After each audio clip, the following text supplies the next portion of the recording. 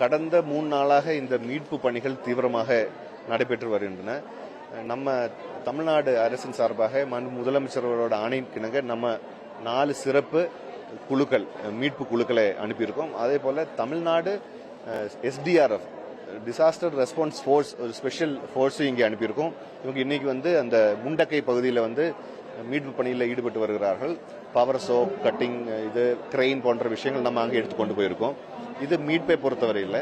அதுபோல மீட்புக்கு பிறகு இங்கே முகாம்களில் மக்கள் தங்கும் வசதிகள் இங்கே ஏற்படுத்தி பண்ணியிருக்கு. 73 முகாம்கள், 7900 மக்கள் அந்த முகாம்களில் தங்குறார்கள். இதில் நம்ம ஒரு சிறப்பு ஹெல்ப் டெஸ்க் தமிழ்நாடு அரசின் சார்பாக அமைச்சிருக்கோம். அந்த ஹெல்ப் டெஸ்கில் தமிழ்நாடு பகுதியிலிருந்து வர்ற என்கொயரிஸ், அதே போல உறவினர்கள் தேடி வர்றாங்க, அவங்களை டைரக்ட் பண்றதுக்கு, அவங்களை கரெக்டான பகுதியில் அனுப்புறதுக்கான ஒரு நடவடிக்கை எடுத்து வருகிறோம். அதே போல மருத்துவ குழு 3 மருத்துவ குழு நாங்கள் கொண்டு அவங்க வைத்திரி போன்ற பகுதிகளில் மருத்துவ சேவைகள் செய்து வருகிறார்கள். இதுவும் இல்லாமல் தமிழ்நாட்டை அட்ரஸ் வச்சிருக்கிற ஒரு சில மக்கள் இறந்து போனாங்க. ஒரு 3 பாடிஸ் ரிகவர் பண்ணியிருக்கு. அது கூடலூர் பகுதியில் அனுப்புறதுக்கான நடவடிக்கை எடுத்திருக்கு. ஸோ இது கோஆர்டினேட்டட் ஆக்டிவிட்டி தொடர்ந்து நடைபெற்று வருகிறது.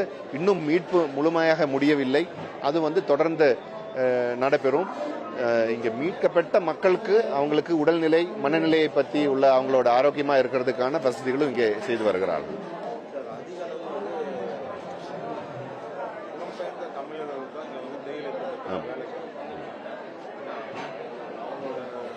ஆமா, இப்போ தமிழ் மொழி பேசும் மக்கள் ஒரு 3 தலைமுறைகளாக இங்கே முண்டக்கை, மேப்பாடி, வைத்திரி போன்ற பகுதிகளில் தோட்டம் தொழிலாளிகளாகவும் பிற பணிசாலைகளில் தொழிலாளிகளாகவும் பணியாற்றி வருகிறார்கள். அவங்க நிறைய பாதிக்கப்பட்டிருந்தது.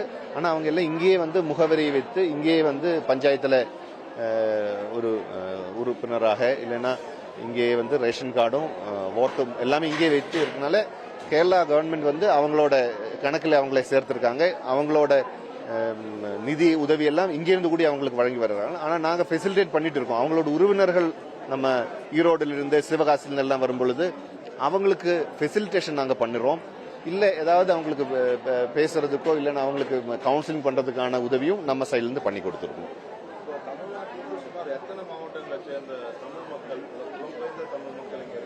அந்த கணக்கு இன்னும் எங்க கையில விரிவாக வரவில்லை. அது இங்க இருக்கிற ஸ்பெஷல் டீமோட நாங்கள் கேட்டிருக்கோம். அவங்களும் இந்த மீட்பு பணியில் ஈடுபடுறதுனால இன்னும் சற்று நாளுக்கு பிறகுதான் அந்த மாதிரி குறிப்பிட்ட கணக்கீடுகள் அவங்க வெளியிடுவார்கள்.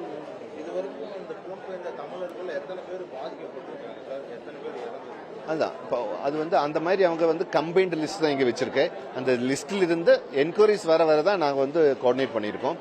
இந்த கம்பைன்டு லிஸ்ட், மாஸ்டர் லிஸ்ட் வச்சிருக்கிறதுல அந்த மாதிரி குறிப்பிட்ட அவங்க கேரள அரசு கணக்கிடவில்லை. அவங்க எல்லாரும் இங்கே தங்குற மக்களா இருக்கிறதுனால, இங்கே ரேஷன் கார்டு இங்கே பஞ்சாயத்தில் இருக்கிறதுனால அந்த லிஸ்ட்ல தான் வச்சிருக்காங்க. ஸோ அந்த ஃபெசிலிட்டேஷன் நம்ம தமிழ்நாடு அரசின் சார்பாக நம்ம ஃபெசிலிட்டேட்டிங் ரோல் தான் நம்ம பண்ணிட்டு இருக்கோம். மெயின் ரோல் கேரளா அரசு பண்ணிட்டு இருக்காங்க.